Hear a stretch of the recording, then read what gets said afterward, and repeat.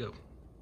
Hello, my name is Zach Gilliland, and this is a presentation on our new teacher induction and new teacher mentoring plan that we're going to unroll in at our central office level.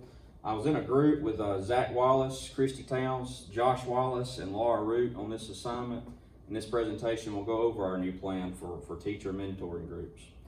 Any new teacher that comes to our system, whether they be a new teacher or transfer from a different system or whatever they may be, we want to have them involved in a mentoring program with an experienced teacher from our system, so that they will sort of, to make that transition a smooth one for them.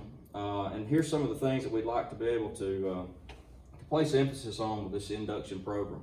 We want to help familiarize these employees with our district policies, because they may differ from what they had at their previous job, or they may be a brand new teacher. We want to be able to analyze and reflect on performance and coaching strategies, support and develop knowledge and teaching skills within our new teachers, assist them in any challenges that they may face that are unbeknown challenges that arise on these teachers, and cultivate a professional attitude towards teaching and learning. So ethics, being very ethical in everything that we do is of high importance in our system. We've got a framework for this program that includes these things: district calendars to help teachers with long-range planning. Salary and benefits will be gone over during their orientation. The Alabama Educator Code of Ethics will be covered as well. Policies and procedures from within our district, courses of study and the curriculum for what subject matter that they'll be teaching. ASOP, HIPAA, and FERPA, dealing with privacy stuff over students and what can and can't be discussed with parents, students, teachers, different stakeholders. Technology and accessible use policy as it relates to our central office for internet usage. iNow for our grade booking and attendance tracking. Email, lesson plans.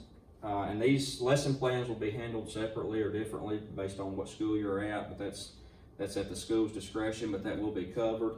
And grading procedures. Many of these things will come to these teachers right here in this next slide in a packet that they'll be given, and some of them are listed. You'll see duplicates here, but they'll be given a packet at an orientation session at the beginning of school that'll last for 3 days. Professional development forms will be given in this packet. A copy of the teacher induction program's handbook. They'll be given a handbook explaining everything that'll take place within their mentoring program, whether they're the inductee or the mentor. Professional development plan, what their goals should be for the year. This could be based off of Educate Alabama data or whatever they received from their previous school. Or if they're a new teacher, they'll be developing their own professional development goals with their mentor. The district calendar will be in there, course of study. These things were discussed on that last slide. Guidelines for copying papers or duplicating different resources and materials, and if you've got a copy quota at your school or whatever. School closing procedures for severe weather or anything of that nature, how they'll be informed of those things and what they can do to help get the word out to students. ASOP, login information for substitutes and time clock management stuff. District policies, anything that's not encompassed at their local school level that might apply to them at the district level. HR forms, business office forms. This is dealing with purchase orders, using their P cards to purchase classroom materials with their state fee money. iNow and email passwords and all that stuff will be initiated during that teacher inductee orientation session. The next 3 slides cover 6 important topics or concepts that we want our new inductees to be familiar with, and we're going to go through those one at a time. Using technology in the classroom, it's of utmost importance to us in this tech-savvy world that we live in. Our goal is to promote educational excellence in schools by sharing resources through communications.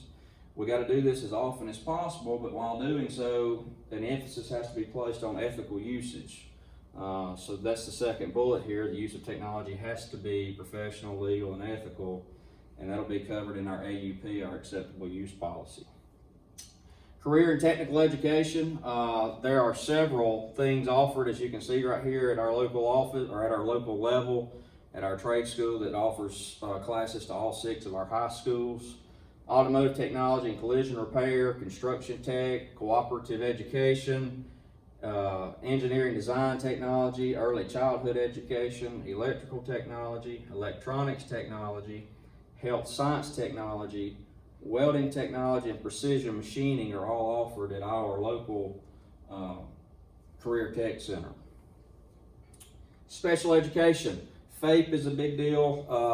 Free appropriate public education must be available to all disabled students between ages 3 and 21. Now, if you've got students who have been expelled or suspended, they are still, They are still apt to being able to have opportunities to have a free appropriate education in public schools, regardless of their past behaviors. The school's IEP team will determine the eligibility under the law on an individual case-by-case basis.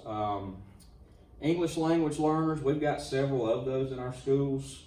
We want to provide assistance regarding the education of English learners to the schools. Good communication with our parents of these students. Many of them can't speak English, so we use this resource called Transact to send home a lot of our forms and stuff that have to be completed at the start of the year, and we can use this to communicate with parents as well. Pre-K programs, we've got them. One of the agencies that handles pre-K is the Office of School Readiness pre-K program, and it's offered at 4 of our elementary schools.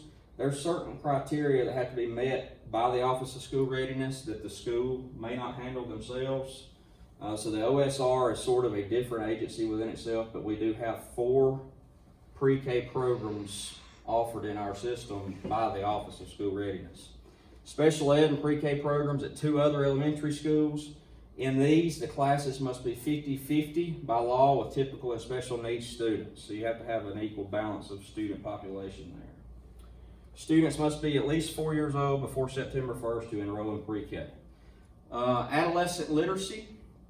We want to address student motivation to read and write. Reading and being able to have literacy at this age is very important to us because we see a lot of students getting to high school and they're behind on grade level.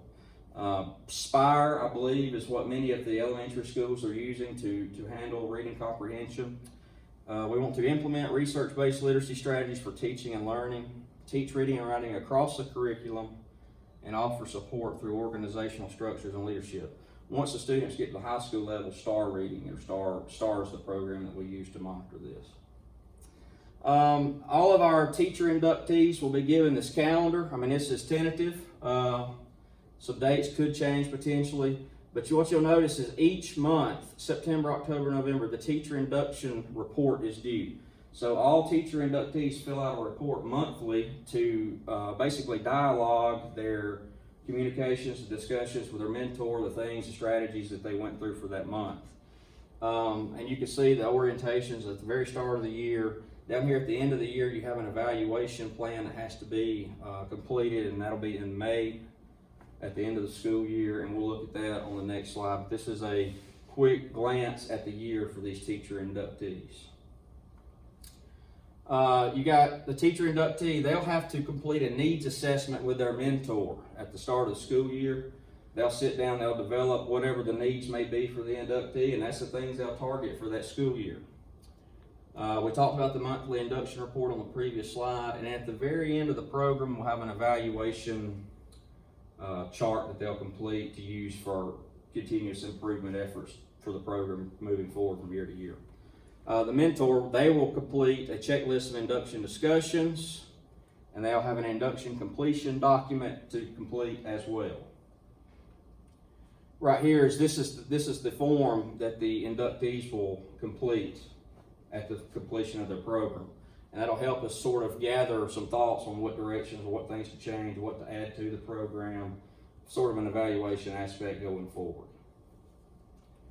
All right, does anybody have any questions about the teacher induction program? Thank you.